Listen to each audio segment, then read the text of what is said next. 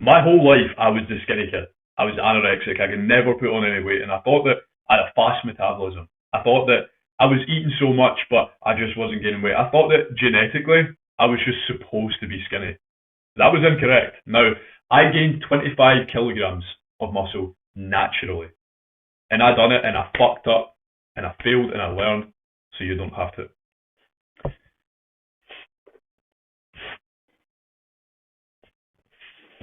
First of all, I wore hoodies during every single summer for 5 years.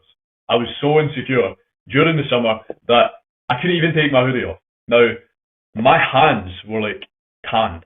my hands, my face would all get tanned, and then just like my whole body would be so fucking white because I never took my hoodie off, literally. I wore t-shirts to swimming when I was younger. Before before I couldn't take my hoodie off for like 5 years, even when I was like really, really young, I wore t-shirts to swimming because I was insecure about my arms. I was insecure about how skinny I was from like primary school. Crazy. And then eventually I just stopped going to swimming completely with my family because I was just way too fucking insecure that I just could not deal with it. I got zero attention from women when I started to get a bit older. I started to get into my teens, my later teens and whatnot. I got zero attention from women. They never took me seriously, and no wonder, because I looked like a fucking child. I was disrespected and not taken seriously from men. Guys, men will treat you differently if you're jacked compared to if you're skinny. I've experienced both sides of the coin. When you're jacked, you look more dangerous, you look like a man, and also, by being in good physical shape, by having physical presence, that is a reflection of your personal standards. That is a reflection of your daily habits. It's a reflection of your discipline, because all men know that if you're skinny, you don't want to be skinny. If you're fat, you don't want to be fat. I used to fuck with a t-shirt on, literally. Sometimes with a hoodie on. I would fuck with a hoodie on. How fucking stupid is that? No boxers, no socks, no trousers, t-shirt, hoodie, while I'm fucking. How crazy is that? I feel like a little boy around other people, constantly comparing myself. When I was in a relationship with a woman, I would be so insecure when we were around other men because I just felt like they were going to take her from me. I messed up so you don't have to. I dirty bulked and got fat, spotty, brain foggy, acne, and ruined my gut health. I might even pop a little photo on here of how I looked, but I looked disgusting. I felt disgusting, and I was just following the sort of, yeah, bro, just dirty bulk, bro. And it ruined me. Absolutely ruined me. Like, my gut was sore every day. I felt low on energy. I had brain fog all the time. I was energy crashing. Every single afternoon, I was nearly falling asleep in work. I was spotty, I had a fat face, fat belly, and it got to a point where I actually had to cut it all off and I lost muscle during that. So I fucked it for myself. One of my guys, one of my clients, because I'm a one-to-one fitness and mindset coach, had a coach which had him on Cocoa Pops and Squares bars like a little fucking fag. That was messing up his gut health. That was giving him brain fog and energy crashes. I went months of following plans from roid heads in the gym and experienced zero growth while injuring myself from time to time because these roid heads did not know how to train.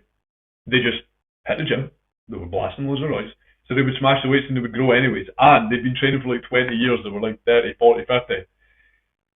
Here's the sauce.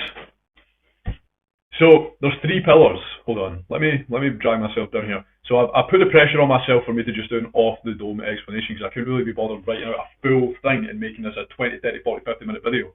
I'm just going to make this concise as possible. So training style, you need to be training for muscle, something called hypertrophy. So you need to be between 6 and 15 reps within your exercises. Mix up the two because mechanical tension and metabolic stress are two of the main drivers of hypertrophy, i.e. muscle growth. Now, mechanical tension is between about 6 and 8 reps, and then metabolic stress being the higher rep range, about 6 to 10 reps.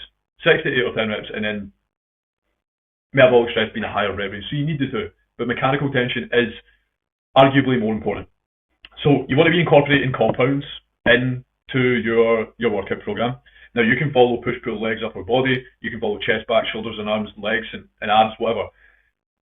Keep it between 3 and 5 days training per week. You can maybe do 6 and do sort of a light day where you incorporate some accessories, no compound lift, some accessories to where you can help produce a little bit more growth on that day. and then incorporate some cardio in there as well. Still keep your cardio, still keep doing fight training. Do high intensity interval training like assault bike. If you're skinny, like just do it. It's good for testosterone. It's good for growth hormone. Also, you don't want to make the mistake of gaining all of this weight and then just being sluggish and sloppy and terrible cardio, because I done it and it was horrible. Trust me, take it from me, you will regret it. So you want to be training for hypertrophy. You want to be hitting minimum to maximum effective volume on each muscle group that you want to grow the most per week. So I could go in depth on the amount of sets that you can do on every single muscle group, but it's going to take long, and it's also going to literally just, it's going to take me ages. So basically what you want to do is all the muscles that you want to grow the most, train them twice a week. If you want to grow your legs the most, train them twice a week. If you want to grow your chest, your shoulders, your triceps the most, train them twice a week. One fun thing, little thing that I'll just throw in for you. With your shoulders, all you need is lateral raises. 5 sets, twice a week. That is all you need. Easy, simple, effective, will grow you some bolder fucking shoulders. Shoulders, arms, chest and back are sort of what you want to prioritise when you are skinny. You also want to train your traps and your neck, because that is going to help with overall thickness as well. I really do wish that I started training my traps and neck from when I started. These are things that I'm still trying to catch up to my physique. But train for hypertrophy, minimum to maximum effective volume, slow eccentric. So when the muscle's lengthening, slow. Incorporate compound lifts at the beginning, and then incorporate accessory lifts like cables and machines and things of that nature. You always want to start off with like an incline barbell press, an incline dumbbell press, barbell row, weighted pull-up, a squat, a dip, things of that nature. Don't do deadlifts. Deadlifts are shit for muscle growth. So specific foods, specific things that you need to be doing. So in regards of meat sources, protein sources, you want to be having like 15, 20, 25% fat mince. You want to be having chicken thigh, not chicken breast. You want to be having salmon. You want to be having things which are higher in calories like steak. Red meat is absolute king for gaining muscle. Now, if you are a little bitch, you can use sauces on everything. Kidding. I don't use sauces. They are not the best for testosterone. They also give me spots and stuff. But if you have to use sauces, go ahead, use sauces. I'm a big advocate of seasoning though. I use a lot of seasoning. I like lots of different seasonings. And you also want to be drinking liquid calories. So you want to be getting as much calories in liquid as you possibly can, because this is the easiest, most effective way to do it. Now, get yourself a blender, get some oats, get some milk, get some protein powder, unflavoured, or some raw eggs, right? Add in a banana or whatever, or just DM me on WhatsApp 07835261491 shake, and I'm going to send you over the shake recipe that I use for my clients that come on, which are skinny, which are trying to bulk up. Anyways, moving forward with high calories with no brain fog and high performance. So the way that you should be structuring your food is one of the most important things, because if you don't structure it correctly, you're going to have brain fog, because you're going to need to eat a lot of calories. Now, one thing that I never actually covered, which I'm just going to cover quickly. Go into calorie calculator, put in your height, weight, activity level, figure out your maintenance calories, and then add 300 calories on top of that. Do some daily weigh-ins for a week, and you want to be aiming for about between 0.3 and 0.7 kilo of weight gain a week, depending on how skinny you are. If you're lean, you've got a nice lean base, do not do 0.7, do 0.5. You want to be gaining some high quality muscle tissue gradually over time, so you can have a prolonged period of having higher food, more leverage, more calories for your workouts. You're also consistently gaining high quality muscle tissue and minimizing fat gain instead of just gaining fat, becoming unresponsive. Your body becomes less healthy. You are more resistant to insulin. You're not as responsive enough, and you're not going to build as much muscle tissue. Your testosterone isn't going to be higher. You're not going to experience enough growth hormone. Anyways, enough of the ranting. Take over a prolonged period of time. MyFitnessPal. Put your calories in. Track your calories every day. Daily weigh-ins. 3 to 4 liters of water a day. I was going to say cold showers. I'm going off topic here. So, how to have your high calories? So you might be on 3,000, 3,500. You just need to deal with it. Personally, I need to eat 4,000 calories a day just to maintain my weight, which is extremely difficult. But this is the way that I structure it. So, you want to have your biggest meals, in fact,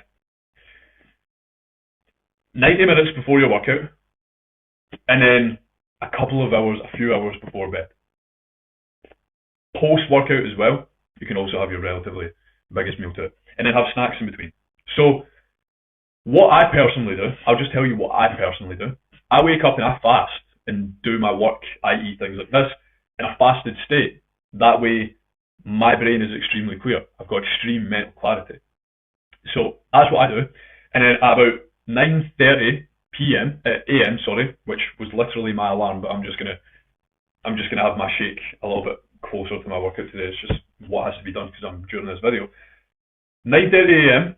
I'll have my shake, and this is like 1,000 calories. Now, 90 minutes after, I will be in the gym, or I'll be walking to the gym, and I'll get there.